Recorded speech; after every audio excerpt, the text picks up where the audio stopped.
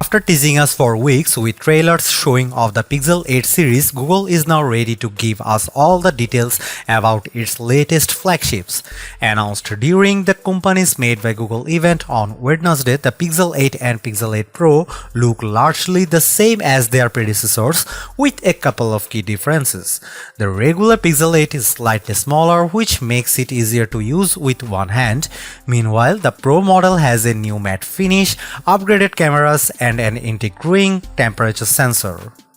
Across the Pixel 8 series, we are also getting the company's Tensor G3 processor, assistant improvements, and notably 7 whole years of Android and security updates. So you might actually be able to hang on to your Pixel flagship for a lot longer than before.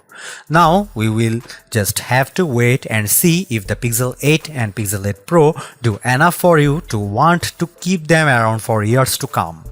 It's worth noting upfront that though it's smaller than before, the standard Pixel 8 starts at $699, which is $100 more than its predecessor. That seems a little counterintuitive, but the slightly smaller display actually refreshes at up to 120Hz now, which is better than the 90Hz last year. Meanwhile, the Pixel 8 Pro cost $999, another $100 increase over the Pixel 7 Pro. You can find a slew of pre-orders offers from Google and most carriers to sweeten the deal. Of all the changes coming to Google's flagships, I am most intrigued by the new temperature sensor on the Pixel 8 Pro. I know, it might seem like a gimmick and I hardly ever use a thermometer in my daily life anyway, but in this still tired land of smartphones, it's novelty, and that also tells me Google is at least trying something new. The temperature sensor sits below the flash on the Pixel 8 Pro's camera bar. To take a reading, you will have to launch the new temperature app and select the type of object you are trying to measure. You can choose from food and organic, cast iron, plastic and rubber, fabric, and more. For now, Google is waiting on FDA approval to enable the Pixel 8 Pro to take body temperature readings. But nothing is really stopping you from selecting the generic default option and pointing the infrared sensor at your forehead. Just know that it's not the advertised application and that the reading might not be 100% accurate. With the existing app and algorithms, too, you can check the temperature of bath water before putting your child in it, or make sure your cast iron pan is hot enough before sticking your stick in it. There are plenty of ways to use the sensor, but most of us have survived this long without carrying a thermometer everywhere. I am not sure we will suddenly start relying on it, and it's entirely possible this feature goes the way of the solid radar Google introduced on the Pixel 4. Still, at least based on my few attempts at using the Pixel 8 Pro to scan things, the system appears to work. I stuck the sensor within an inch or two of iced water and warm coffee, and within 5 cm or 2 inches is recommended for best results.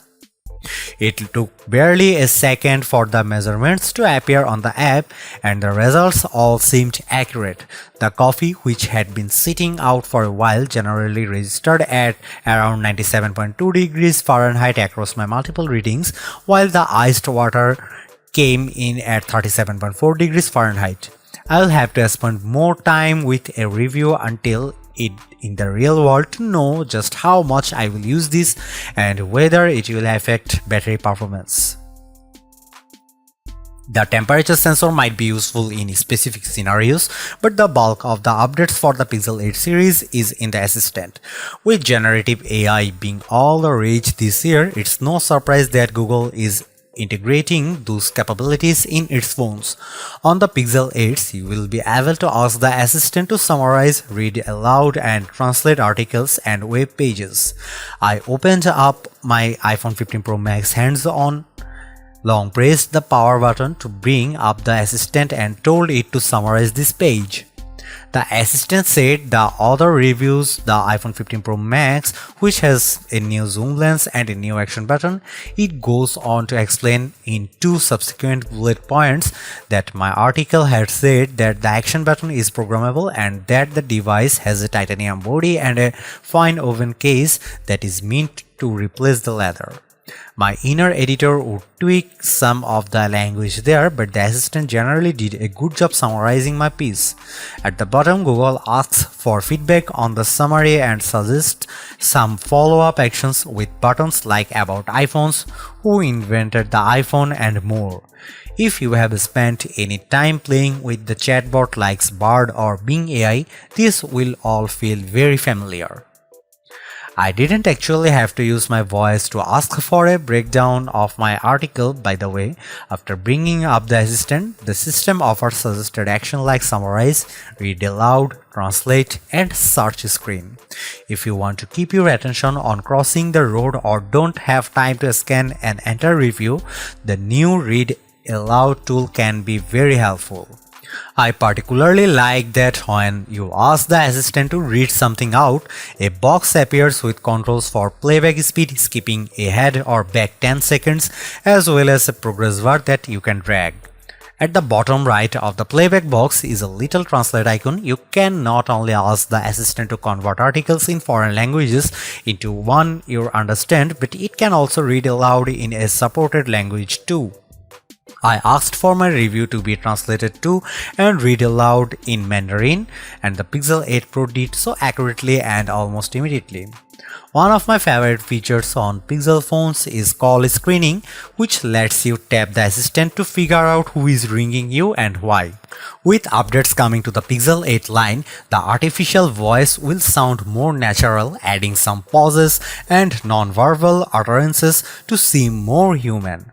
We saw examples of this when Google first announced Duplex, and while most of us were nervous about the implications of AI that could sound much more human, there are potential advantages here. Most notably, callers are probably less likely to hang up if they think they are talking to a real person, and you will have an easier time asking them questions without picking up the phone. The assistant can also understand if someone is calling about a package and will suggest more follow-ups like leave by front door and I will be right there. During a rehearsed demo with the Google executives, this worked very well. But when I tried later by masquerading as a delivery person looking for a signature, the assistant failed to bring up a relevant prompt. I wouldn't be surprised if the company improves this further over time, and frankly, its call screening is still better than Apple's live voicemail, which was just released in iOS 17. Google's implementation allows for greater flexibility and interaction, making it more helpful.